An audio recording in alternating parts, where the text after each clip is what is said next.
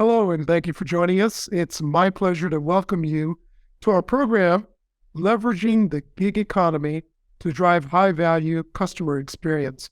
I'm Michael DeSalles, Principal Analyst with Frost & Sullivan, and I'll be your moderator today as well as to give you some insights on this topic. Joining me to discuss this topic is Christopher Carrington.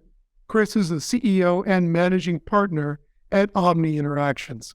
Well, Chris, welcome. Thanks so much for being with us, because I think your background is really interesting, and I've known you for a number of years. Can you spend just a couple of minutes to give our audience maybe a quick rundown of your experience in the industry and how you landed at Omni Interactions? Yeah, Michael, really glad to be here today with you and happy to share my background. I've spent the last 35 years in the outsourcing industry, more specifically the last 17 years in the customer experience industry. I started in customer experience 17 years ago with a company called Alpine Axis, who was the pioneer in home shoring, where instead of bringing the employee to work, we brought the work to the employee at their home. So it was a digital platform. We were acquired after we grew that to about 7,000 people nationwide by Sykes in Tampa. And once acquired by Sykes, I became the CRO for Sykes and led 35,000 people around the world in 60 brick and mortar centers and another 7,000 people that were remote working from home. After doing that for a few years, I moved on to become CEO of ServiceSource, public company that specialized in inside sales. We had 3,500 salespeople in 9 countries around the world, speaking 45 languages, representing the tech industry. But I brought all that together now in my dream job here at Omni Interactions as CEO, where I'm able to take all the life's lessons learned from both brick and mortar and remote working and pull those together, leveraging the gig economy. So really glad to be here, Michael. Well, thanks. We're happy to have you, Chris. Before we define and explore the gig economy, I wanted to set the stage and share just a few high-level customer experience macro trends that Frost & Sullivan sees looming in 2023. The first would be, of course, digital transformation as a journey that companies are embarking on, and many are just getting out of the blocks, while others are well along that journey. The second is the future of the workplace within customer experience organizations, both brick and mortar as well as virtual, and the importance of leveraging data-driven insights, not only to understand customer behavior, but also what drives positive customer engagement, positive agent engagement. In one, the interactions, and two, the engagement with the companies that these agents work for. And in that environment, how are companies optimizing and improving operational efficiency, effectiveness at the agent level? And then finally, and this can be hard, is maintaining brand loyalty in a digital world. So in addition to speaking to CX leaders and business process outsourcing companies like yours, Chris, our research has found that almost universally, companies are facing people and talent management challenges like agent sourcing and, of course, retention, training and career development. How do you really engage agents and drive agent satisfaction? Company culture, which is a really hot topic today, and how can culture support engagement? And finally, the quality of the interactions, the quality of the agent tools, and of course, business outcomes. So Chris, if I talk to anyone these days about the gig economy and its importance when it comes to customer experience, I get a wide variety of answers. So here's my question for you.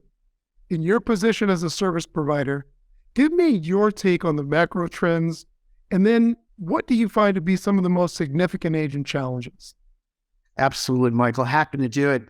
I think, I turned to Wikipedia to get a definition so we're all on the same page. It says the gig economy, also known as the access economy, is where people earn income by providing on-demand work or services.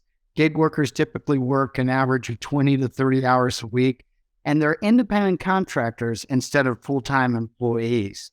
Today, more and more people around the world, but especially in the United States, are opting for the gig life because of the flexibility where it allows them to live, to work, as well as allows them to pick their own schedule of when they work. Many of us know of the gig economy because of the most common one being Uber, founded in 2009, the ride-sharing service. All of us are familiar with and using Uber. And this is really just the beginning of the gig economy some 15 years ago. Today, many professions have turned to gig economy, such as substitute teachers, many IT professionals, tutors, fitness instructors, Airbnb hosts, and consultants alike. They access these gigs through online digital platforms like Upwork, Fiverr, freelance.com, and of course, Omni Interaction. The gig economy revolves around three participants. First, the companies or individuals who require services. Second, the individuals, the gig worker themselves that provide those services. And then third, the companies like Omni Interaction who provide a digital platform connecting both those clients and the suppliers of the services. Well, Chris, if you could talk to us a little bit about the macro trends that you're seeing. Yeah. Well, I think, Michael, that's a great question. Why does the gig economy matter and what are those macro trends? The gig economy is projected to be $455 billion in 2023. That's a 17% increase over 22. In the next 7 years, in the US alone, it is predicted that the number of people participating in the gig economy will go from 54 million people today to more than 90 people by 2030. So first of all, the gig economy clearly matters, and there's some driving forces behind that. But just a little bit more detail of who the gig economy really includes. A lot of people think it's just young people driving for Uber, but like I said, there's many people participating. In fact, 20% of all gig workers are between the age of 30 and 49.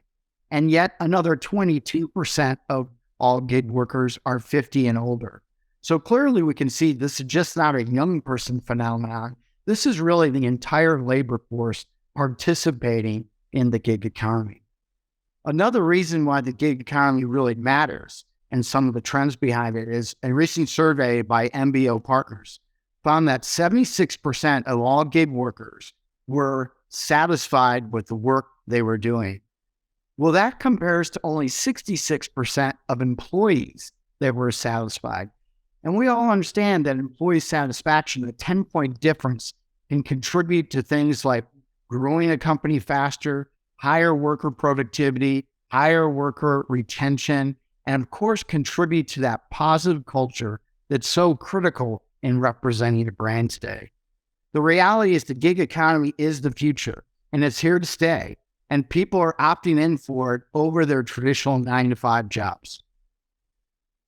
Some of the other trends, Michael, that really have been behind that gig economy, one, it is the desire, especially in a post-COVID world, to work without boundaries, without the geographic limitation of having to commute into an office.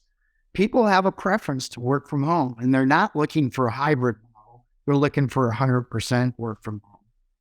People also want to participate in our economy going more green. And so the thought of millions of people commuting every day, where in a world of customer experience, you can do that from the comfort of your own home. This reduces the carbon footprint. In America alone, more than 1.5 million people participate in customer experience and drive to work every day. We can reduce that dramatically, reducing our carbon footprint. And then last but not least, just one of the others I'll mention is the pandemic we experienced 2 years ago, which sent people home. It wasn't the first time that happened in the world. It won't be the last. And the gig economy really provides access to new labor pool for companies around the world to access, to tap, find great new resources. Chris, before we define and explore some ideas that folks might have about the gig economy, I wanted to set the stage and share with our audience some myths, maybe half-truths and misunderstandings. And I'm going to ask you to respond to these three myths and give us your perspective based on your wide and deep operational experience. The first one is the gig economy isn't right for customer service. What do you think? I'm not buying it, Michael. Yeah. Let's talk about customer service. And I'll use Uber as an example once again, just really quickly. If you think of Uber, it is one of the largest customer service providers in the world. They provide over 6 billion rides a year. And when you think about customer service, Uber is fast, flexible, efficient, safe, and secure every time.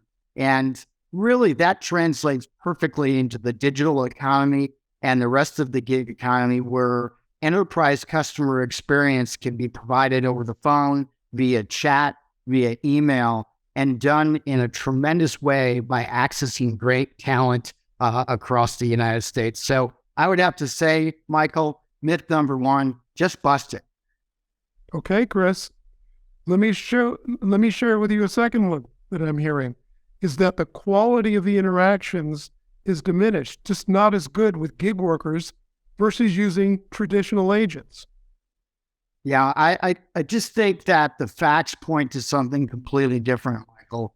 Today, millions of calls, chats, and emails were handled by gig workers across the United States.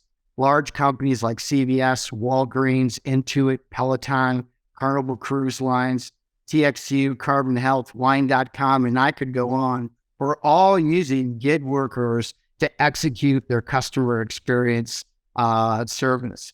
So I think it just goes to prove these brands are incredibly sensitive over the brand experience that their customers are having. But the fact that they've turned to gig workers has really proven it should be a great access to talent. One of the things you think about is that with a typical employee center-based experience, you're accessing about 25 miles around the center, where in the gig economy, you're able to access people from across the country. And so instead of interviewing 3 or 4 people for every job, you're able to look at 20 or 25 different resumes for each and every position, and thereby match the person to the customer experience. So I'd have to disagree again, Michael. Myth busted. Okay, Chris. Well, here's the third one, and this one's really important. The third myth out there is that gig workers aren't treated very well from an employee perspective. Yeah, Michael, I've run both employee models and independent contractor models like we are now in the gig economy. And it's just not true. If you think about it, gig workers are looking for something that provides them both flexibility of where they work and when they work. And the gig model is geared towards that. In fact, a recent survey by Future Forum showed that thousands of participants in that survey, 72% of them said they were seeking a job that allowed them to work from home. And then another 95% of them were looking for an opportunity that gave them schedule flexibility to work the hours they wanted to. Maybe this week was Monday, Wednesday, and Friday, 8 to 5. Maybe next week it's Tuesday, Thursday, and Saturday. The most important stat out of that survey from Future Forum was 72% of those surveyed said that if they couldn't get one or both of those, flexibility in their schedule or location, that they'd be looking for a new job in the new year. Well, I've got news. It's the new year. So the reality is the position of a gig worker in customer experience is focused first and foremost of getting the right talent and working the way they want to work, which is remote on a flexible schedule. So I would have to say myth number 3, bust it. I think another thing that's really critical, Michael, as it relates to busting the myth of gig workers can't be treated as well as employees is really the commitment that gig companies are making to their remote workers. At Omni, we were one of the first ones who introduced the concept of the Gig Workers Bill of Rights. And in that case, we came up with 10 inalienable rights that the worker can measure us as a platform against. First, can they be their own boss? Are they truly an entrepreneur and own the business themselves? Second, do they get to work from home, not a hybrid model or something like that? Third, that they truly pick their own schedule. We don't schedule them. It's critical to a gig worker that they're able to pick their own schedule and respecting that schedule. Fourth, that they can earn a competitive wage, one in which is equal to or better than the rest of the market is paying. 5, a free education. And this is critical for what gig workers are looking for. 6, diversity and inclusion. And I think that starts at the top. As example, at Omni, 50% of our executive leadership team is either women or people of color. And I think that makes a difference because it's representative of our workforce all the way through.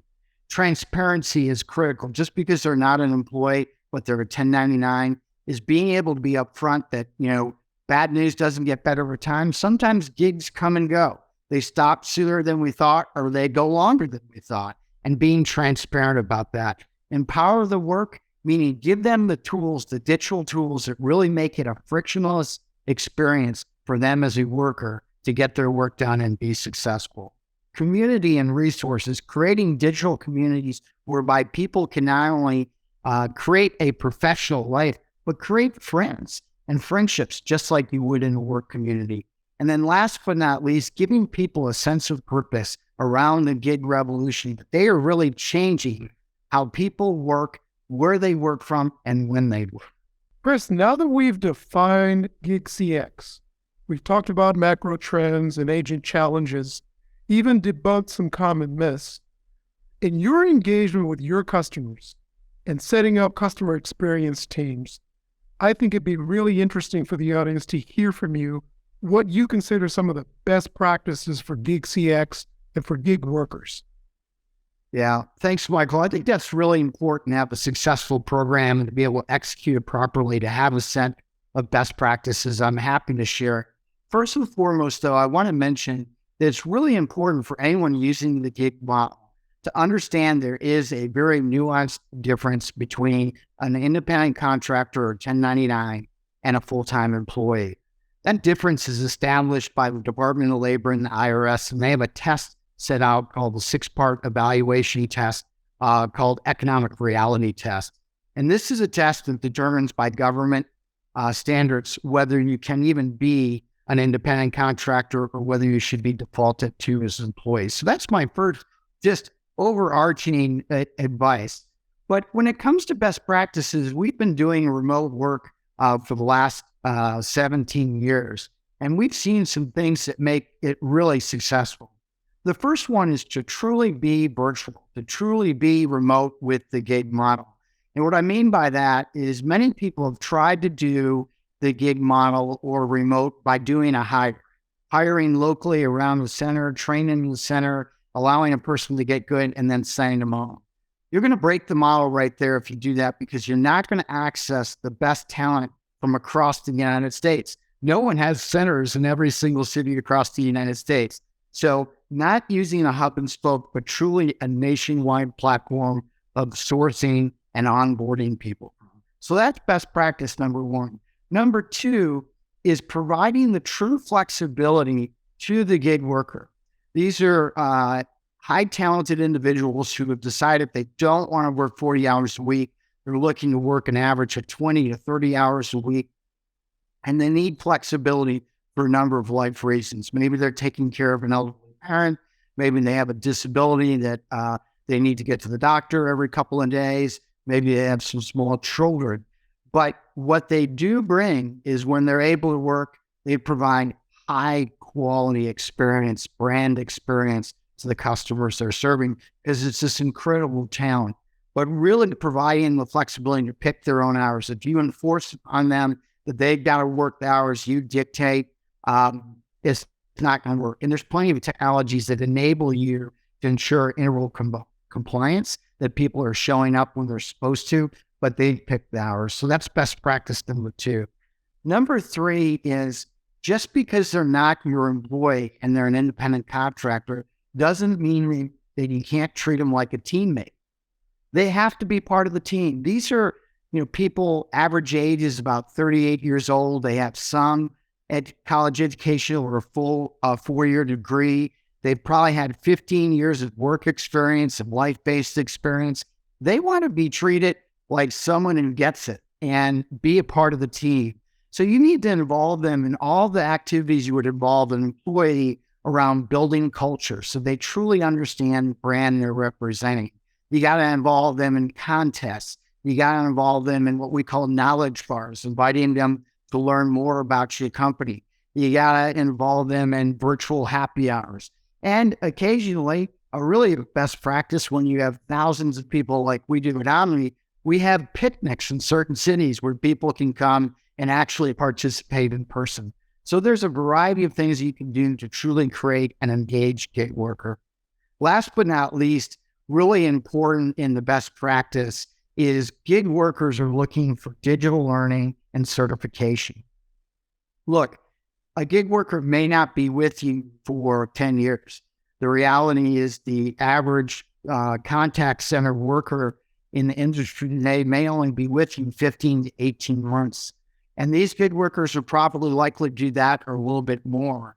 But what they're really looking for is an opportunity to learn, to grow their career, to serve you in the best way they can possibly do that.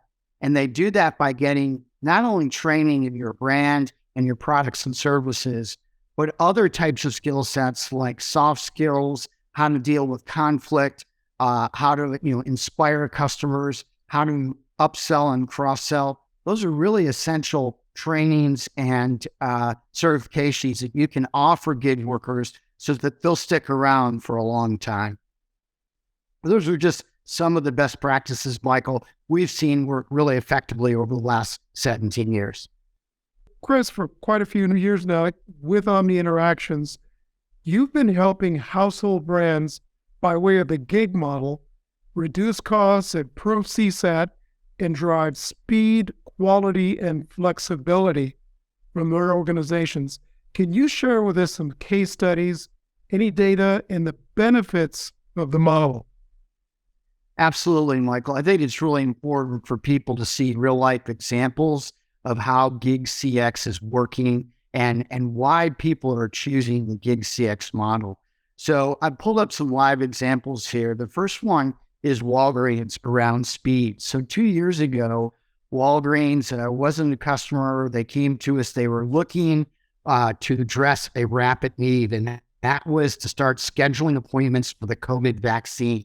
Obviously, tens of millions of Americans were going to need to get scheduled, and Walgreens had no ability to take that volume of call rapidly. So they were looking for a flexible solution. They didn't know how long they would need everyone, and their initial request was for 1,200 people. We were able to use the nationwide sourcing model of the gig economy to find, onboard, and certify 1,200 people to take calls for Walgreens within 6 weeks. I've run brick and mortar centers, and typically you couldn't get 1,200 people up and running in 6 months. So it was a real feat. More importantly, in addition to the speed for Walgreens, they needed that flexibility. They didn't know how long this program would go on for. Thought maybe we'd get all the vaccines done in 3 or 4 months. The program went not only 18 months long, but it also flexed up and down based upon need. Obviously, after everyone got their first booster or first vax, it was months before the booster was required again. And so we actually ran it down from 1,200 to a couple hundred and then back up to 1,000. So once again, speed was really critical. A second differentiator of the Gig CX model is flexibility. Everyone's familiar with the family brand of Intuit TurboTax, because one thing they always say that never leaves us is death and taxes. And so everyone has to do their taxes. Well, TurboTax every year needs thousands of customer experience people to support their customers looking to answer the questions about how to use their product, TurboTax. So Intuit turned to us and asked us to be able to ramp up each and every year. We're in the third year of it right now, where we add 3,000 people over a course of 16 weeks leading up to April 15th, that due deadline for taxes. And we source those people from across the nation. Many of them have financial services background, and we onboard them, we certify them, and we start taking literally tens of thousands of calls over those 4 months. And then come April 15th, we ramp the program back down. And that's something really special about the Gig CX economy. A third case example is our client CVS. Obviously, they're a nationwide pharmacy, and hundreds of millions of prescriptions are fulfilled each and every month. And as we all know and have experienced, there's exceptions that come out, meaning that you take your prescription in and the pharmacy doesn't have it, or the doctor ordered the wrong thing, or the insurance company says it won't be covered. Well, those exceptions are kicked out, and CVS had a growing business of that. So they were looking for a partner that could access people with healthcare backgrounds and experience who could come in and process these claims, and most importantly, speed up the process. And so we put an incentive system together called outcomes-based pricing, whereby the remote agent, earned more money every hour for the more cases they processed, which was a benefit for our client CVS. And it's worked out amazingly. It saved the client about 25%. The gig workers themselves were earning about 20% more than they would in any other hourly based function. And very importantly, the end customers were getting their prescriptions faster. So once again, cost savings is always a vital outcome that clients are looking for. And then last but not least, I'd share with you Thinx. This is a women's apparel brand. It specializes in women's undergarments. And what we were able to do for them is really, once again, using the nationwide sourcing model, source nationwide, find customers of theirs who were brand enthusiasts, really brand loyalists that used the product, understood the product, and were able to take those inbound calls and increase sales activity as well as customer service, helping people calling in with questions. In fact, we increased their CSAT score by 680 basis points. And another thing you find when you're able to get brand loyalists, people who worked for the brand before or actually buy the product or service, is we had 0% attrition for all of 2022 on that program. And the client really appreciated that. The customers appreciated that. And the gig workers really enjoy representing a product they use. So, Michael, these are just 4 case studies of why Gig CX is becoming so popular across the United States today. And I'm just really excited to share those success stories with you. Well, Chris, thanks a lot. We really appreciate your time and your insights. If you'd like to learn more about Omni Interactions, you can find them on the web at www.omniinteractions.com.